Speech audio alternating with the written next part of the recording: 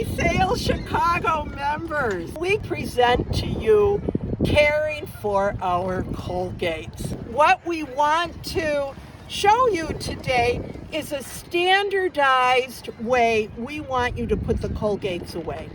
We have 200 members. We have members with tremendous years of experience.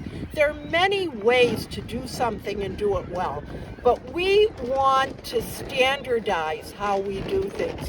And we are welcome for suggestions.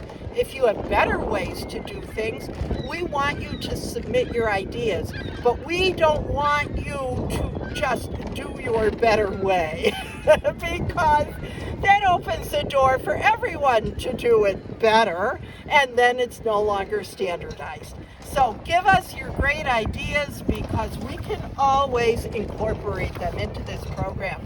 So we're going to start. Joe Cannon, who was in charge of maintenance for 3 years, had new bow cleats put on our Colgates, and now we are bringing the bow lines through those cleats the way we've always done it with the roads, and this is a picture of that. Your next picture is showing that we want you, when you pick up a mooring, to take the wand line over the stanchion. We don't want you bringing it under the stanchion. About 4 years ago, we had to replace 4 wands that had broken, and since we've started this, we're not breaking wands. And I'm just going to demonstrate what we would like you to do.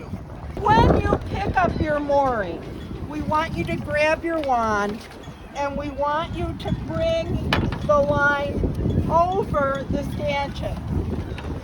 You can then put your wand through the base of that stanchion. If you have enough extra line, you can secure it to the cleat, the bow cleat.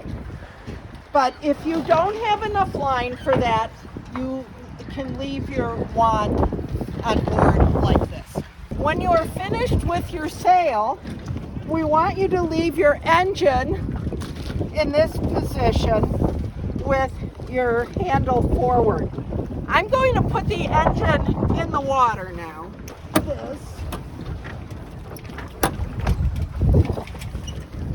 Okay, it's in forward because when you leave your gear in forward, you can easily pick it up.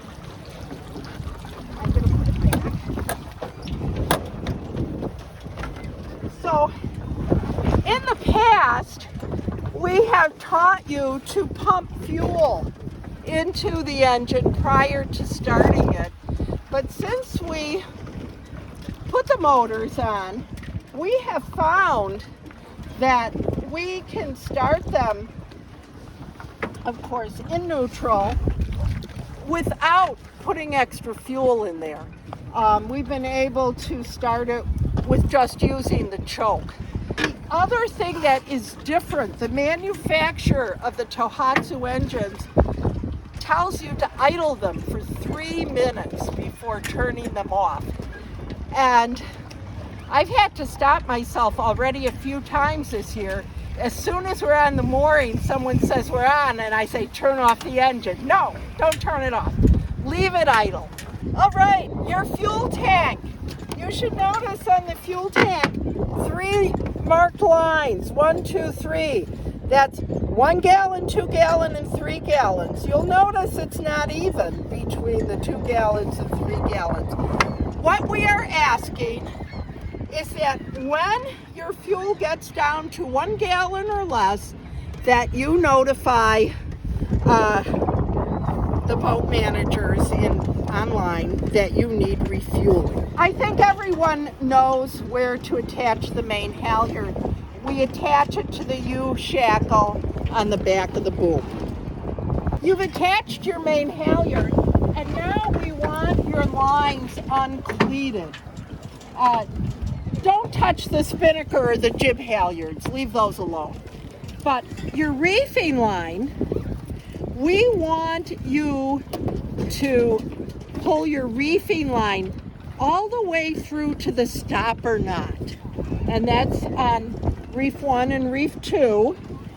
We want to make sure your boom bang is uncleated and that your Cunningham is uncleated, that your outhaul is uncleated, and don't worry about your pull lift.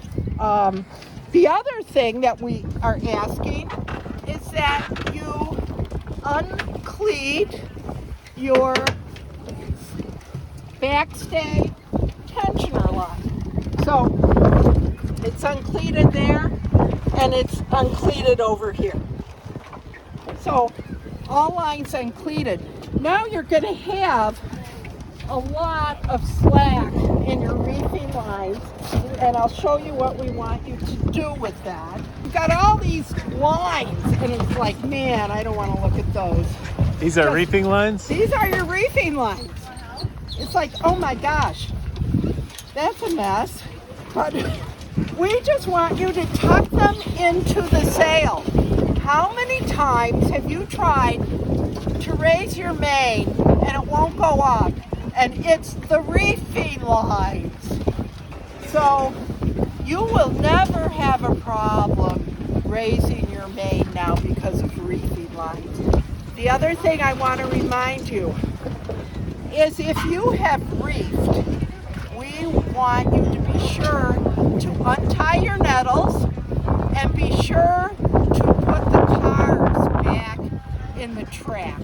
Okay, we want you now to pull your traveler to port. And we do this because the tender picks us up on starboard, and it's nice to clean up your traveler line and just hang it there. Joe Cannon put boom tethers on all the boats, and it was a fantastic idea to keep the boom from swinging back and forth at the gooseneck. So you have just this carabiner attached there.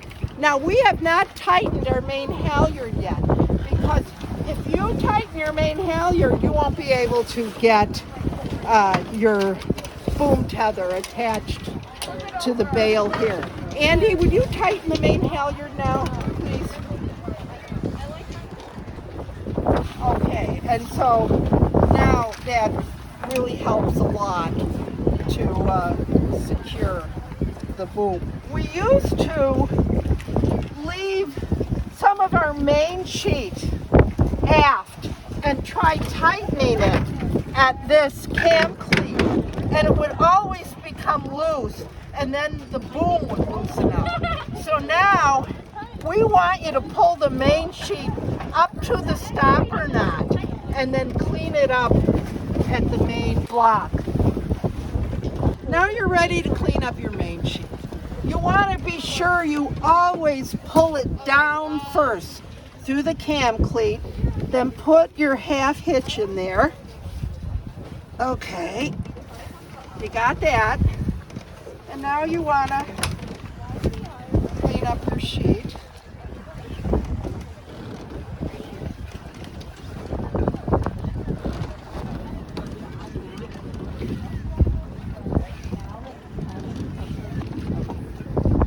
Okay, so now you're going to put a few wraps around your main.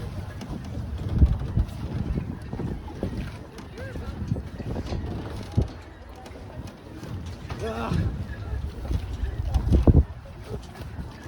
And then you want to bring it through the center and loop it over. And now you've got a tail. Now what do you do with your main? When I learned, we were still bending on a mainsail and taking it off every time we went out on a roads. And so I was told, throw the main sheet over the boom. And I've been throwing the main sheet over the boom all these years. And this is an absolute no, because we have a mainsail on the boom and it chafes and can damage the mainsail. I've also been throwing it over the sail cover. That's a no, you don't throw it over the sail cover because it will chafe the sail cover. So now, what do? Here is the solution. There is, on the boom, with a block attached, a bail. And actually this stopper nut will fit through the bail there. There you go. And now we've got it hanging, and we just do a couple half hitches and we secure it. So there we go. And you leave it hang. And now you've saved your sail and your sail cover. You're going to put your sail cover on. Someone's going to go up front and zip your cover before you do anything else. And then you're going to take your cover to the back here.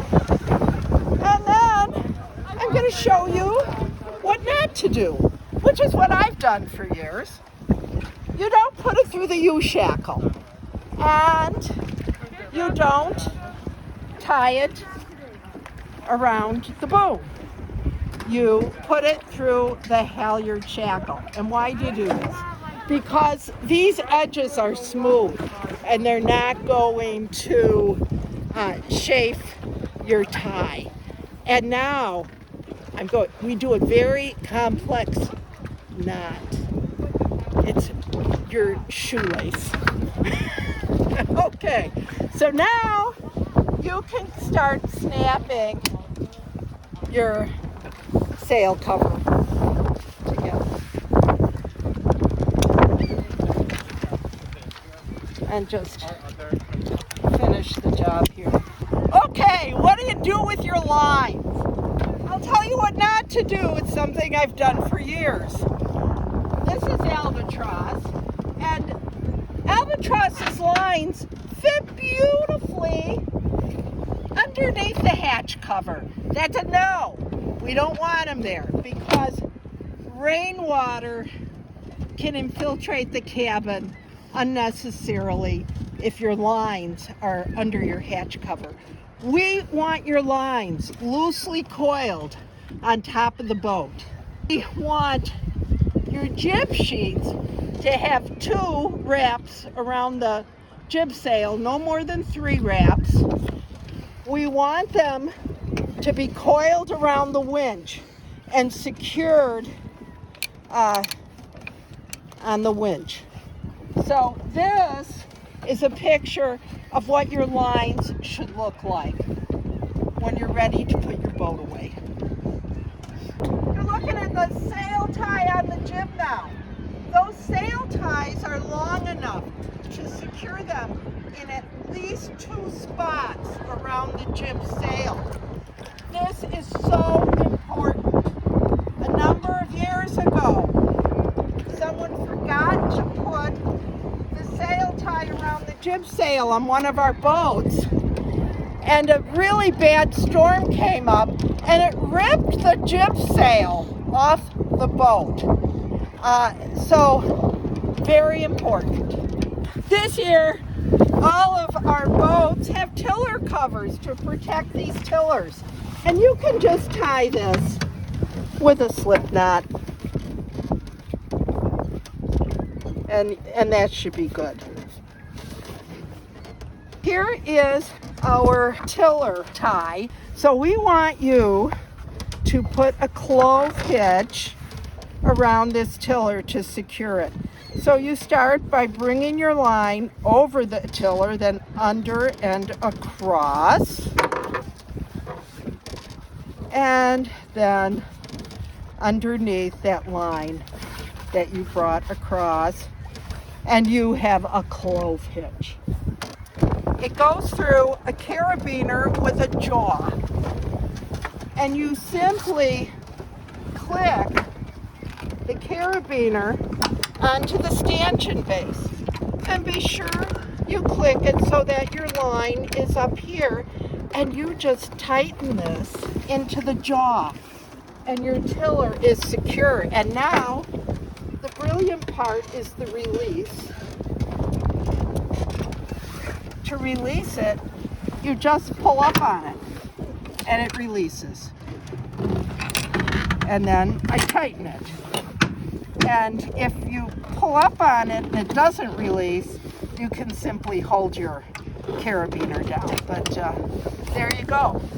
And now you've got your tiller extension. Okay, lastly, you're ready to put your boat away. Make sure that your radio is turned off. Make sure that your solar panel is secured to the deck. There are 3 securing lines with a carabiner at the end of them, and we secure them at the foot of the mast and to this. Make sure that your electrical panel is turned off, and make sure that your cockpit is clean. Make sure that your cabin is clean. Make sure that your life jackets are hanging. We have a line with a carabiner to hang the jackets from so they don't fall on the floor of the boat. You'll see this transparent, colored transparency, and that's where we have our registration in there, so it can be quickly viewed and not get wet at the same time. We used to keep those in the toolbox. If you don't see one hanging in a transparency on the boat, you should see it in the cooler. We want all of the spinnaker lines on the port side of the boat. Winch handles go in the cooler, foghorn, manual horn, and flares. You'll find 2 sets of flares in your cooler. They're in plastic bags. The outside has an expiration date marked. You do have expired flares in those. Those are not the flares you show the Coast Guard if they board your boat. You want to make sure you show them the unexpired flares. And the reason we have the expired flares in the cooler is that they probably still work.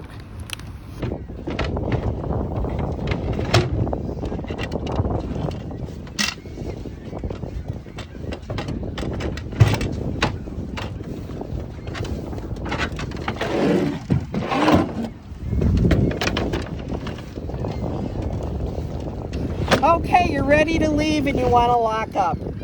Make sure your electrical key is on your lock, and that guarantees you've turned it off. Also, I just want to point out, there are 2 sides to this lock, and if you try and open it from the back side, it won't open. So the lock is always secured where it says Fort Locks. You put it through there, and have to make sure it's lined up so it closes. Okay, and now, okay, now you're ready to leave. And our boat is secured and safe, and should last many more years. Thanks for watching.